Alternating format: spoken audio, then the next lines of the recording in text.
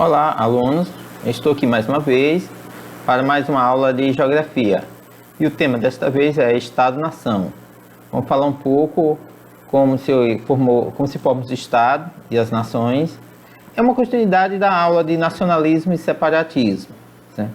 E assim como a aula passada, hoje vou passar um slide. Vamos lá, gente. Aqui está o título da nossa aula, Estado-nação.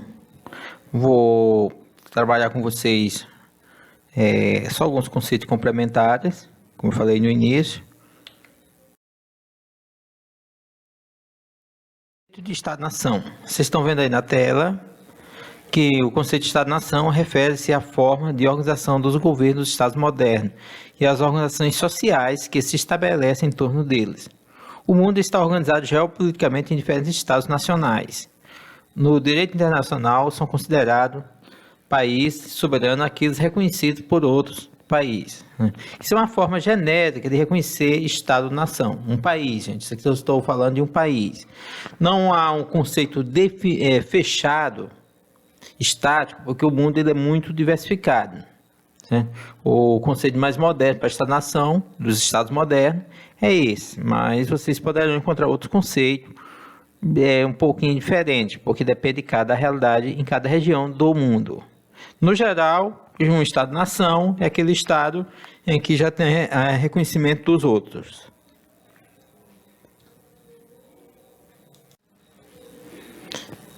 E aí vamos para o... É um conceito também importante para entender o que vem ser o Estado-nação. É o próprio conceito do Estado. Vocês estão vendo aí na tela algumas observações para definir o que vai ser o conceito de Estado, né? Por Estado, uma instituição. Primeiro, entenda o Estado como uma instituição. É uma unidade administrativa de um território. Não existe um Estado sem território. É importante, gente. Já estudamos o que vai ser território e para você entender o Estado é necessário a existência de um território. Mas existe o contrário, o território sem Estado. O Estado é reformado pelo conjunto de instituições públicas que representam, organizam e atendam, ao menos em tese, os anseios da população que habita em seu território. Certo? Para ser o Estado é necessário que há uma certa autonomia administrativa, há um conjunto de instituições, certo? Representante daquele povo e responsável por aquele território. Entre as instituições podemos citar o governo, as escolas, as prisões, os hospitais públicos, o exército, entre outros, né? Melhor, dentre outras. Observamos também a existência do Estado com muitas nações e algumas nações sem Estado constituído. Já falei, Estado, pode existir uma nação sem Estado. E dentro de um Estado pode existir várias nações. Né? Existe país no mundo com mais de uma nação, porque a nação ela tem que ter um vínculo cultural. Certo? Aqui tem um conceito, mas me parece que mais na frente vai ter que é o de soberania, né? Soberania territorial é exercido pelo Estado brasileiro. Percebe que esse termo com E maiúsculo difere do Estado com E minúsculo, que é apenas uma unidade federativa ou uma província do país. Bom, gente, para sempre que falar de Estado, ela, por ser nome próprio, começa-se com a letra maiúscula. Isso é só uma observação. Aqui mais uma definição para o Estado. Reforçando o que foi anteriormente, o Estado corresponde ao conjunto de instituições no campo político administrativo que organiza o espaço de um povo ou nação. Para o Estado existir, é necessário que ele possua seu próprio território e que exerça sobre esta sua cidadania, ou seja, o Estado deve ser a autoridade máxima na área que ele corresponde, na área a ele correspondente. Os elementos essenciais para a formação do Estado é o território, a população, a soberania, que é garantida por meio de leis e dos estabelecimentos de suas fronteiras. Assim, ele representa tudo que é público dentro de um país. incluindo uma série de instituições, tais como escolas, hospitais, forças armadas, prisões, a polícia e os órgãos de fiscalização, empresas estatais, entre outros. Você vê que tem algumas diferenças do slide anterior, porque aqui é outra fonte que eu peguei esse conceito, mas os dois são válidos. Certo? Eu falei que nação, ela tem um grupo social com uma certa identidade cultural. Vamos ver aí, como vocês estão aí na tela. O conceito de nação está ligado à identidade, à cultura e os aspectos históricos. A nação também pode ser um agrupamento ou uma organização de uma sociedade que partilha dos mesmos costumes, características, idioma, cultura e que já possui uma determinada tradição histórica. Aqui eu vou colocar o exemplo do Brasil, que o principal elemento de unidade territorial brasileira não é o futebol. Claro, o futebol faz unidade. É o idioma. A língua portuguesa é um grande instrumento de unidade cultural brasileira. Faz com que 99% das pessoas no Brasil falam o português. Tá certo? As outras tradições também entram. Culinária, certo? Mas só lembrando você, nem sempre uma nação equivale ao Estado. Isso nós já falamos. Conceito de nação, novamente. Nação é um termo utilizado para referir-se a um grupo de pessoas, habitantes, que compartilham de uma mesma origem étnica, de um mesmo idioma e de costumes relativamente homogêneos, ou seja, semelhante entre os seus pares, além de apresentar todos os aspectos. Uma nação, para ser considerada como tal, precisa agregar um sentimento de pertença a todo desse grupo, ou seja, é preciso haver uma vontade por parte dos indivíduos em formar uma nação, certo? Isso aqui é a vontade coletiva.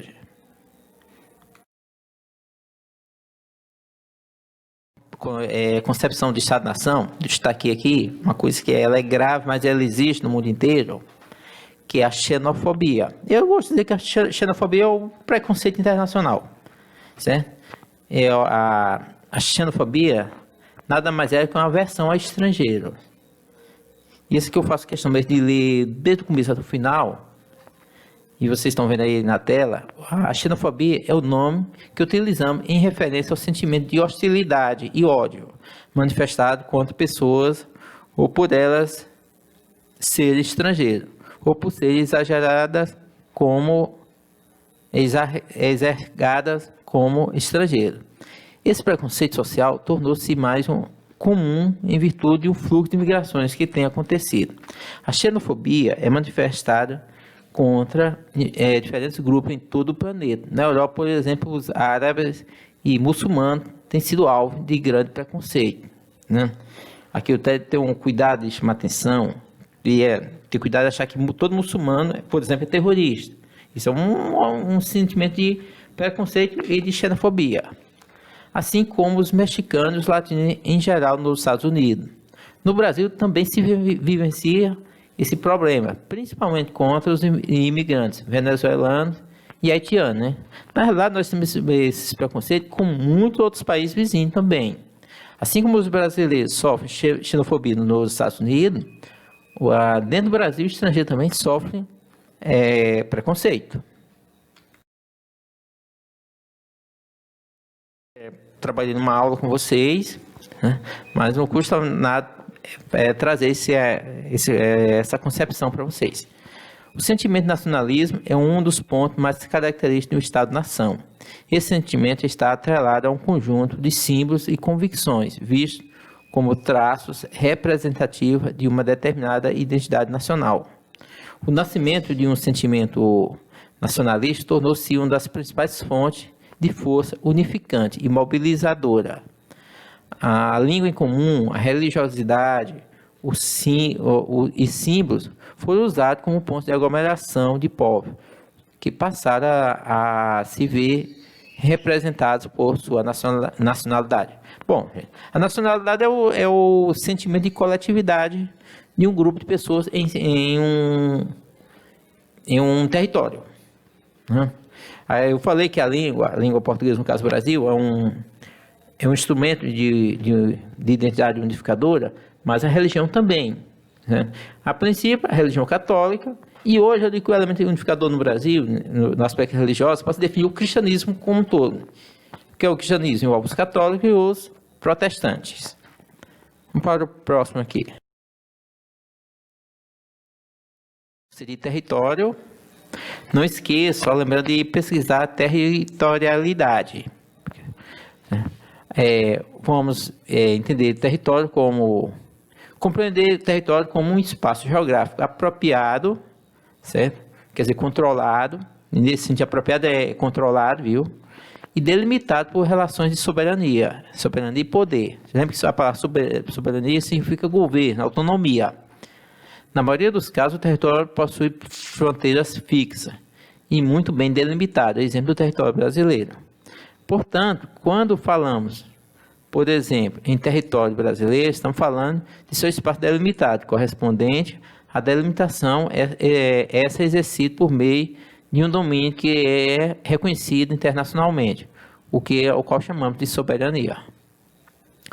Por assim dizer, podemos entender que o Brasil é soberano sobre o território. Não confundir soberania, gente, com dependência econômica.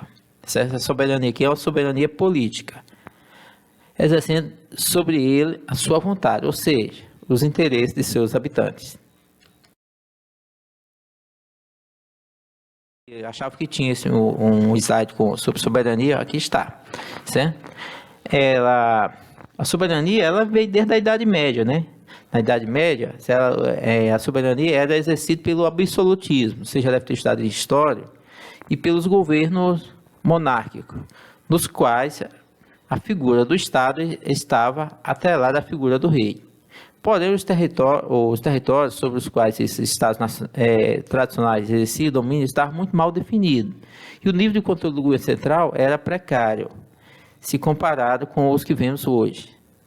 O princípio da soberania do Estado, o exercício da autoridade absoluta que o governo deve ter sobre o território a qual pertence, era ainda mal definido e não era tão relevante quanto nos estados contemporâneos. Bom, aqui falamos a origem da soberania lá na Idade Média, porque a soberania na Idade Média estava atrelada a um absolutista ou a um governo monárquico. Qual é o problema desse controle? Nem sempre esse rei tinha força para controlar esse território por completo. Por isso explica porque o Império Romano caiu. A outra coisa, quando o rei morria, era um momento de fragilidade, geralmente os estados perdiam o território, certo? E se desmanchava e começava outro, né? No mundo contemporâneo, o Estado tem tido mais força, porque ele tem instituições, por exemplo, exército, o sistema de saúde, o sistema de polícia, certo? Tem as instituições que controlam o Estado, tem o parlamento, tem o judiciário, certo? Todas são instituições de controle do Estado.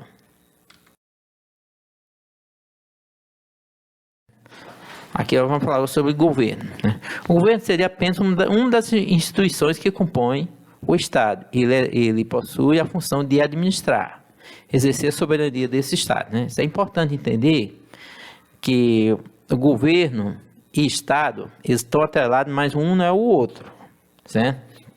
O governo é sempre a instituição responsável tem a função de administrar o Estado, que é o que você já viu, que é o território, junto com a soberania.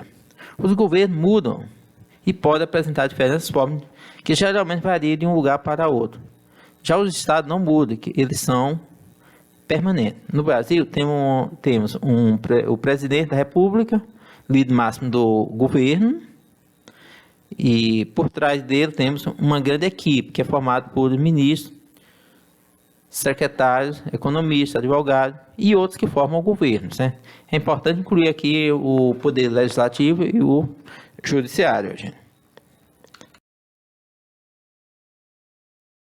Vocês viram que no estado anterior se fala que varia de um lugar para outro, né? No Brasil é uma república, mas existem outras formas de de se governar, né? Como, por exemplo, vocês estão vendo o primeiro item aí, a monarquia, né?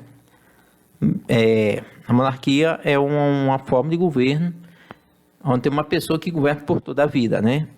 Mas aí já compara com a república, né? Monarquia e república são duas formas de governo que predominam atualmente. Primeiramente, a monarquia, o poder exercido pelo rei, sucedido pela descendência, que exerce o cargo até sua morte ou abdicação, certo?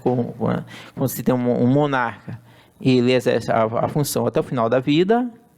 Quando ele não aguenta mais, ele pode abdicar, que é o que aconteceu com o rei da Espanha. O rei da Espanha, há uns 4 anos atrás, abdicou do poder em nome do filho, né?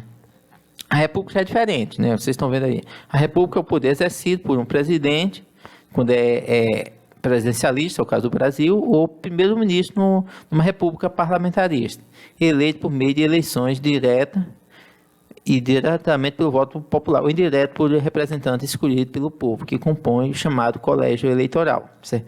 Tem uma diferença. Geralmente, a maioria das repúblicas presidencialistas, a população vota direto no presidente. Nas parlamentaristas, não. As pessoas podem votar, no caso do primeiro-ministro, as pessoas votam no colégio, que é o colégio eleitoral. Esse colégio eleitoral elege o primeiro-ministro, né? Geralmente é o Congresso.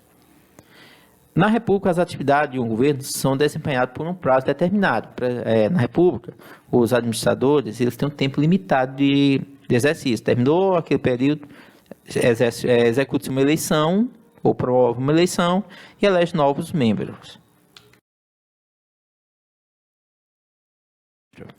Ele tem um prazo limitado para máximo, mas ele pode, a qualquer momento, renunciar ao cargo e convocar novas eleições. Né? Isso aqui é um sistema que foi muito comum na Idade Média, mas a partir da Revolução Francesa mudou. Hoje, se fosse dizer que a monarquia absolutista, a gente pode falar das ditaduras, né? Os monarcas, na monarquia absolutista, os monarcas governam sem limite de poder. Certo? Era uma característica da monarquia absolutista, o rei exercer a função executiva, a função de judiciária e a função legislativa. Né? E aí vocês estão vendo que durante o período da Revolução Francesa houve uma decadência, né? Sendo a maioria substituído pela República ou por monarquias constitucionais. É aquela monarquia que o rei governa o resto da vida, mas ele tem o poder controlado pelo legislativo e pelo judiciário. A monarquia constitucional ela surgiu a partir do iluminismo, representado com a Revolução Francesa, o conceito de monarquia absolutista, onde o rei tinha o controle total sobre o destino do Estado, começou a ser questionado. A crença que o soberano tinha direta aprovação divina para governar do modo como bem desejasse, era cada vez mais posta em dúvida. O monarca era somente chefe de Estado, ele tem um poder de política reduzido, exercendo um papel mais diplomático e figurativo. Porque as monarquias atuais, gente, quem mais governa são os primeiros-ministros. Porque as monarquias atuais são parlamentaristas. Não são repúblicas, são parlamentaristas. Para exercer as funções de chefe de governo, é eleito um primeiro-ministro, cujas ações são fiscalizadas por um parlamento.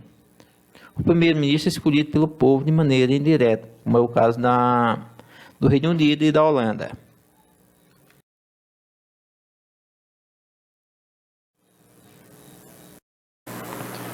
Bem, chegamos ao final da nossa aula. Espero que tenham gostado. Desculpa alguma falha, é normal, eu não sou um profissional na arte do vídeo. E é isso aí, gente. O tema foi esse que nós falamos, Estado-nação. E até a próxima aula. Tchau.